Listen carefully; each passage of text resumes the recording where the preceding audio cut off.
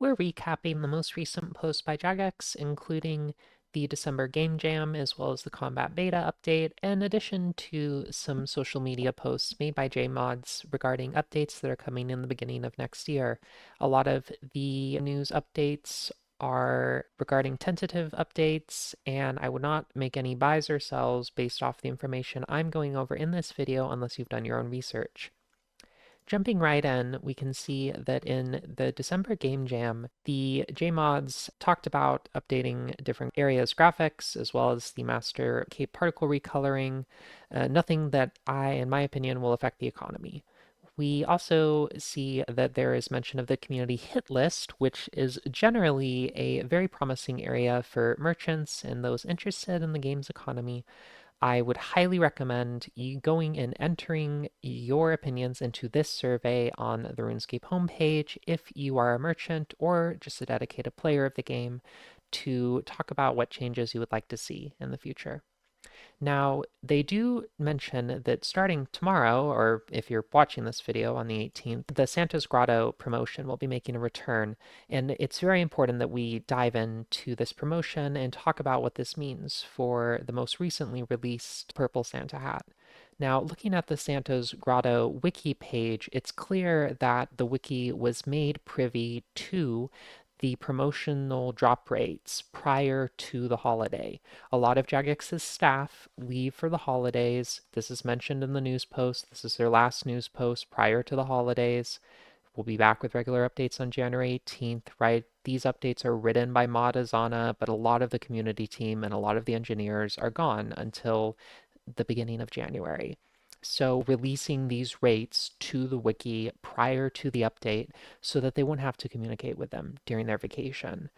And if we look on the Santa's Grotto page, we can see the rates for the Santa's Grotto promotion, and there's a very important section here that I highly recommend you study if you're investing at all in Purple Santa hats. Unlike other promotions, it is not a category that is rolled first and then an item from that category based on its weight in that category.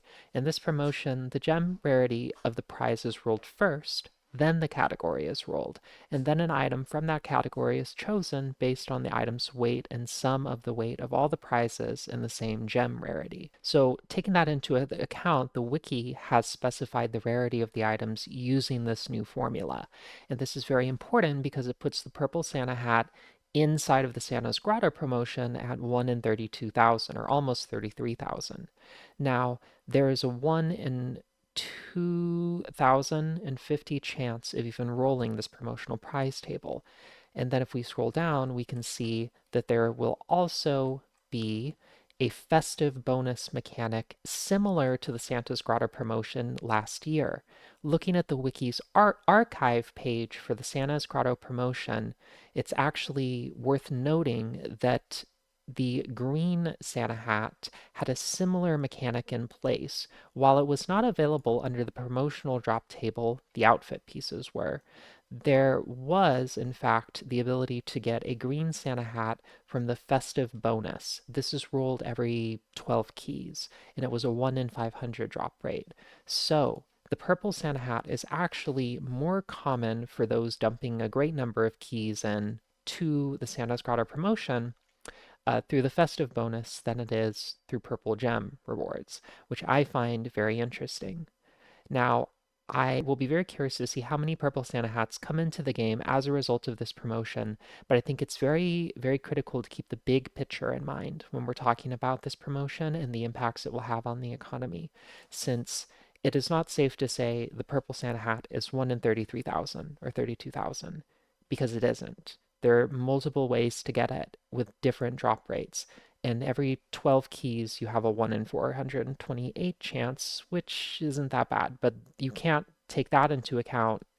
You can't take this chance and add it to that previous chance to come up with a drop rate. There are different avenues to acquire this item, and it is a gambler's fallacy to try and look at them through the same lens. And I have already seen players attempt to do this to come to the conclusion that the item will be very rare or not so rare. I mean, we saw this with the green Santa hat. Folks thought it would be exceptionally rare. but it really wasn't that rare in the grand scheme of things. Now, looking towards the combat beta update, there are a number of special attacks being updated, and this is causing a great deal of FOMO among merchants that I've spoken with. And I actually had a chance to chat back and forth with the Rs3 recently regarding the combat update and his experience testing it in the beta. And bear in mind, I will be releasing my own video assessing the economic impacts of the combat beta in the beginning of next year when the combat beta is close to being merged with the live game. And I think that this clip kind of sums up why we shouldn't take combat beta experiences as indications of that we should invest in an item.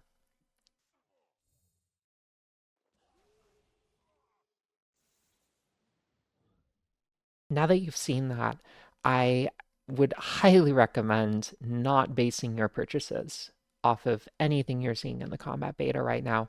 Wait until the middle or end of January of next year because you will be able to better understand what is likely to end up in the live game and what is likely to not. You know, the Ceridome and Godsword, it's not going to look like that in the live game. We can look at some of the upcoming community hit list changes. This one particular Twitter post is a really great tip for merchants that I've been discussing with friends. Mod Days said that a change is going live next year so that Spirit Attraction potions will last 15 minutes. Which should make them more viable for players. And with that in mind, you have to wonder, will they make other potions? Will they allow overloads to have a 15-minute variety? Or other commonly used potions to have a 15-minute variety.